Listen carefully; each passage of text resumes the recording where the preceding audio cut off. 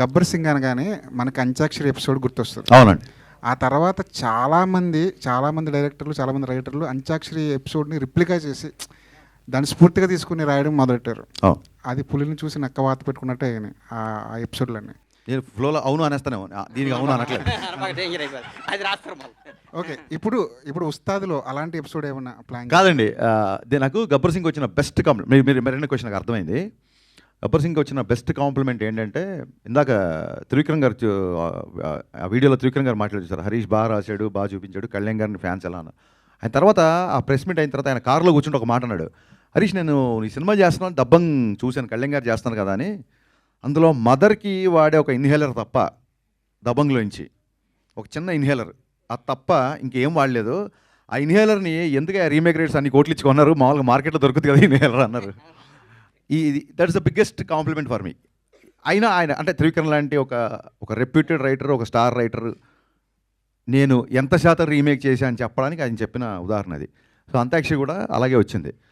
నేను మిగతా సంగతి పక్కన పెట్టండి, నేను నా సినిమాలు ఎప్పుడు అలాంటిది మళ్ళీ రిపీట్ చేయాల. ఎందుకంటే ఇది హిట్ అయింది కాబట్టి దీన్ని పట్టుకొని వేలాడదాం అనేది ఎప్పుడు కాదు. సందర్భంలో కుదిరితే, మళ్ళీ సినిమా సందర్భంలో అలాంటిది కుదిరితే ఖచ్చితంగా పెడదామని. సో ఎగ్జాక్ట్ అంత్యాక్షరి కాకపోయినా ఒక మ్యూజికల్ ఐటమ్ ఒకటి ఉస్తాదులో ఉంటుంది, అది డెఫినెట్గా థియేటర్లో మంచి ఉత్సాహాన్ని ఇస్తుంది అందరికి. మళ్ళీ ఒకసారి థియేటర్లు షేక్ అవుతాయి అన్న ఒక నమ్మకం ఉంది, అవుతే లేదో చూద్దాం. గబ్బర్ సింగ్ సినిమాకి ఒక ఫ్యాన్ లాగా వచ్చిన సుజిత్, ఆ గుంపులో వచ్చిన ఒక సుజిత్ ఇప్పుడు పవన్ కళ్యాణ్ గారితో ఒక సినిమా చేస్తున్నారు.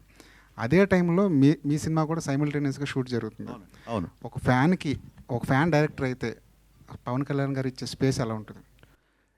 ఇందాక గణేష్ గారు చెప్పినట్టు, కళ్యాణ్ గారికి ఏదన్నా ఇబ్బందికరమైన డైలాగు సన్నివేశం ఉంటే తప్ప, ఇది నాకు సూట్ అవుద్దా లేదా అంటారు తప్ప, నేను చేయను అని ఎప్పుడు అనరు. నాతో నాకే పోటీ, నాకు నేనే పోటీ అనే డైలాగ్ చెప్పడానికి ఆయన ఇప్పుడు ఏంటి పోటీలు ఏంటి, ఎవరితో ఏంటి పోటీలు, డైలాగ్ అవసరం అన్నప్పుడు దాన్ని బిఫోర్ ఆఫ్టర్ ఎక్స్ప్లెయిన్ చేసి, ఆ రోజు సెట్కి ఎస్జే సూర్య గారు కూడా వచ్చారు. నెక్స్ట్ ఇంట్రెస్టింగ్ ఏంటంటే, సుజిత్ రెడ్ కాశీ తువ్వాలు కట్టుకొని గబ్బర్ సింగ్ చూస్తూ బయటకు వచ్చిన వీడియోస్ నేను కూడా చూశాను. నాకు ఆశ్చర్యకరమైన విషయం ఏంటంటే, సుజితో నేనో కాదు, నేను ఆయన ఫ్యాన్గా వచ్చి గబ్బర్ సింగ్ తీశాను. ఇప్పుడు సుజిత్ కంటే కొంచెం సీనియర్ నేను. సుజిత్ అలా వచ్చాడు, నెక్స్ట్ ఇంకోటి వస్తాడు, మేమందరం ఇలా వస్తూ ఉంటాము, ఆయన మొత్తం అలాగే ఉంటాడు. So that is what Pawan Kalyan craze అనేది అది. అండ్ నెక్స్ట్ ఏంటంటే, ఇప్పుడు నేను ఒక సినిమా చేస్తున్నా, సుజితో సినిమా చేస్తున్నా అంటే, అలాగే Harihara Veeramallu, I don't see it as a competition, I see as a celebration.